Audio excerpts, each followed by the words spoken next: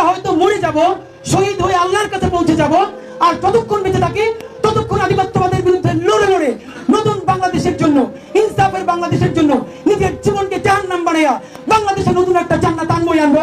আপনি, আমি, আমরা সবাই মারা যাব। আজ থেকে মারা যাই, 50 বছর পরে মারা যাই, কিয়ামত পর্যন্ত এই বাংলার জমিনটা কিন্তু থাকবে। আপনি যদি আপনার সন্তান, আপনার তার সন্তান, পরবর্তী প্রজন্মকে এইরকম আধিপত্যবাদের মধ্যে জেলখানায় দেখতে না চান, তাহলে বরং আমরা চলেন সাহস করে মরে যাই। আমরা যদি মরে যেতে পারি তাহলে আমাদের সন্তানেরা বেঁচে যাবে। আর আমরা যদি যে কোনো ভাবে দাসত্বের খোঁজ নিয়ে বাঁচতে চাই তাহলে আমরা দাস হয়েই মরবো, কিন্তু আমাদের সন্তানরাও দাস হয়ে বেঁচে থাকবে। এটা কোন জীবন না বন্ধু। সুতরাং সেই লড়াইয়ের প্রথম ফেজ যোগ্যতা অর্জন করতে হবে।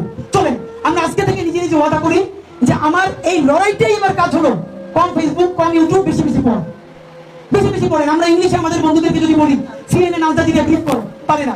যদি বলি আরবিতে ব্রিফ করো, পারে না। এই যে আমাদের বিরুদ্ধে কালচারাল ফ্যাসিস্ট যে ন্যারেটিভ দেয়, চলো ডিবাং করি, পারে না। আজকে বাংলাদেশে একটা ইনকিলাব মঞ্চ কেন বলেন? জুলাইয়ের মতো ঐতিহাসিক একটা গণঅভ্যুত্থানের পরে কমপক্ষে 100 ইনকিলাব মঞ্চ হওয়ার কথা ছিল বাংলাদেশে। একটা ইনকিলাব মঞ্চ কেন?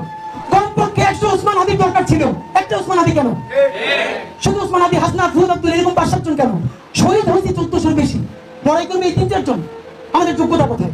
সুতরাং আপনাদের প্রতি বিনীত অনুরোধ, ভাইরা চলেন আমরা নতুন বাংলাদেশ বিনির্মাণে আমরা নতুন করে পড়াশোনা, আর হ্যাঁ শুধু বই পড়া না, সিনেমা দেখা, দুনিয়া বোঝা, কিন্তু বাংলাদেশ প্রশ্নে নতুন করে ভাবতে শেখা। আপনারা যদি এই আলোচনা শুরু করেন তাহলে এমন কোন শক্তি নাই যে চিরতরে আমাদেরকে আবার দিল্লির পায়ের তলে ঠেলে দিতে পারবে ইনশাআল্লাহ। সুতরাং আপনাদের কাছে বিনীত অনুরোধ, শুধু এই অনুরোধটা যে যেদিন আমরা ডাক দিব আপনারা চূড়ান্ত ভাবে, আমরা চাই সেই প্রতিরোধটা যেন আবার বরিশাল বিশ্ববিদ্যালয় থেকে শুরু হয়। আমরা আমাদের বন্ধুরা বিশ্ববিদ্যালয়ে পড়াশোনা করতে গেছে, এর মানে সে স্বাধীনতা সার্বভৌমত্বের বন্ধক দিয়ে বিশ্ববিদ্যালয় যায় না। সে তার প্রেজেন্টেশন দিবে, অ্যাসাইনমেন্ট করবে, লেখাপড়া করবে, আবার যখন দেশের জন্য জান দেওয়া লাগবে সে সবার আগে দেশে নামবে ইনশাআল্লাহ। সুতরাং যদি কোনো এজেন্সি, যদি কোনো বাহিনী আওয়ামী লীগকে পরবর্তী নির্বাচনে নৌকা সহ ফিরে আনার বুদ্ধি করো, আবারও বলি তোমাদের একমাত্র পরিণতি হবে দিল্লি ছাড়া তোমরা আর বাংলার জমিনে জায়গা পাবে না। দেখেন এই যে নতুন বাংলাদেশ প্রশ্নে আমরা একটা কথা সততার সাথে বলি, আগে সবাই আমাদেরকে পাকিস্তান পাঠানো হয়েছে। আমি অত্যন্ত গর্ববোধ করি আমাদের এই জেনারেশনকে নিয়ে। আমি গত 1 বছরে কাউরে দেখি নাই কোন আওয়ামী লীগকেও আমরা বলছি যে ভারত পাঠিয়ে দেওয়া হবে।